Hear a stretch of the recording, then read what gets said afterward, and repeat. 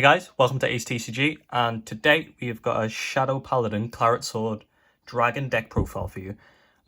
So yeah, just off the bat, I'd like to say thank you very much for all of the support that we got on the recent deck profile of the Angel Feather Malakath build. If you'd like to give that a look, go ahead, just straight to the channel, that's nice. But yeah, let's get straight into this. So we've got another standard deck profile here, and we're running with the Shadow Paladin.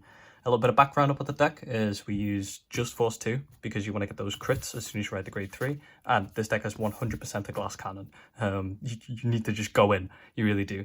So the grade lineup is 4 grade 3s, 7 grade 2s, which is a little insane, and 22 grade 1s. I'm going to explain further why that's the case. So Claret Sword Dragon, if you don't know what his ability is when placed, look at the top 3 cards of your deck for any number of grade 1s among them and put them in your drop. This unit will gain 10k for each of them.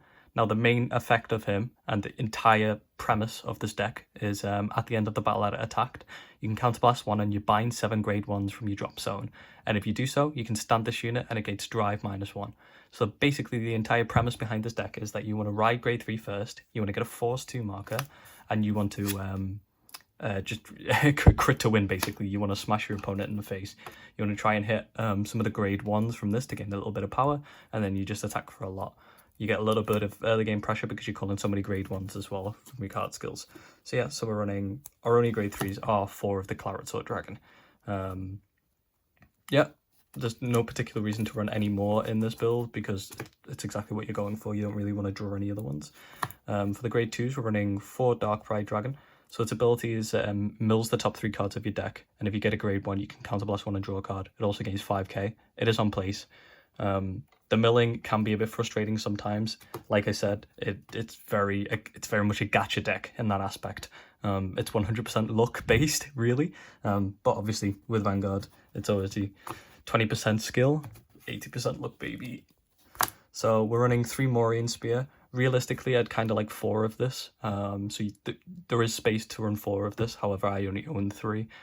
3 seems to be fine, but the card is absolutely bonkers. You Soul Blast 1, discard a card from your hand. You draw a card and it gains 5k. However, if the card that you discard to grade 1, you gain 10k instead of the 5k. The positive of you discarding the grade 1 is obviously you get another grade 1 in your drop zone, and gaining 10k just for a Soul Blast and a filter is nice. Yeah, so we're going to go into the grade 1s now, because there is a lot of them. So we're running 4 of the Cherishing Knight Branwen, and we do have 2 of the SPs there, which were a pain to get, but they're very nice. So this card's great. Grade 3 Searcher, which is great. During your turn, if your drop zone's got 3 or more grade 1s, this unit gains 5k. Nice, it's just nice to get that little bit of push. And then the bottom effect, which everyone should know by now, when placed from your hand, look at the top 5 cards of your deck, reveal up to 1 grade 3 from among them, put that into your hand, shuffle your deck, and if you put a grade 3 into your hand, you have to discard a card. Being able to discard a card is also another good way of getting rid of a grade 1, and because you're only running 4 grade 3s, you really do have to search for that Claret Sword. And speaking of being able to search for the Claret Sword, we have another sort of searcher, kind of.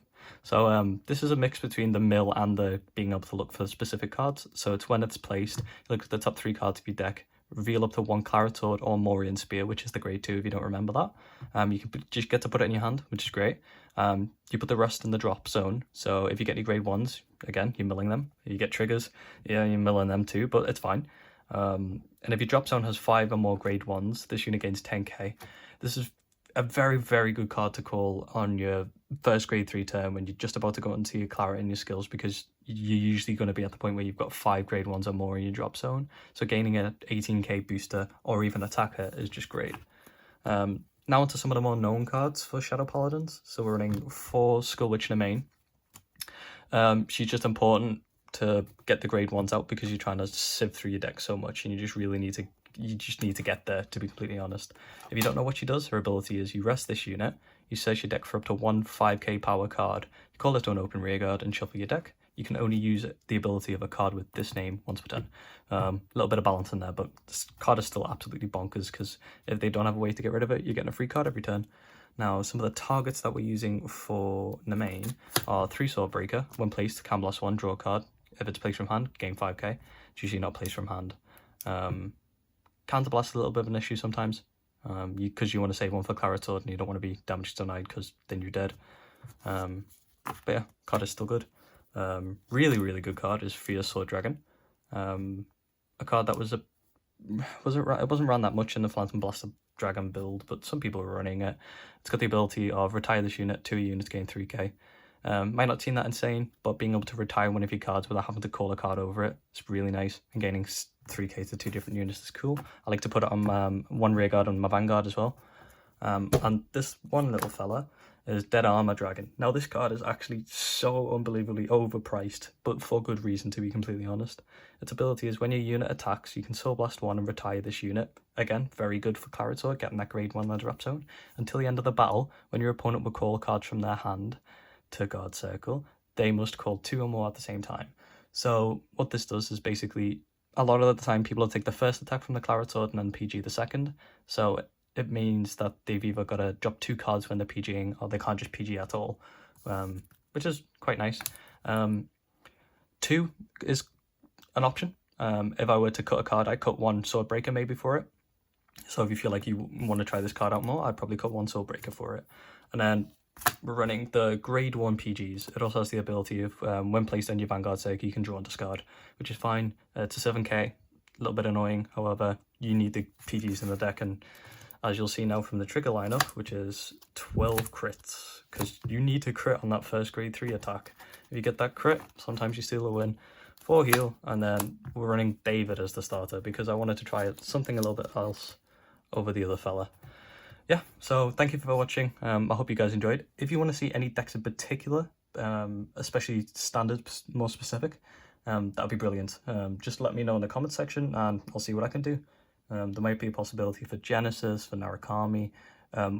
We're also very excited to start with the new decks coming out, which being Altmile, Asher, and Chrono. We're thinking of getting all 3, so we'll be able to profile those. But yeah, thank you for all of your support, and hope to see you again.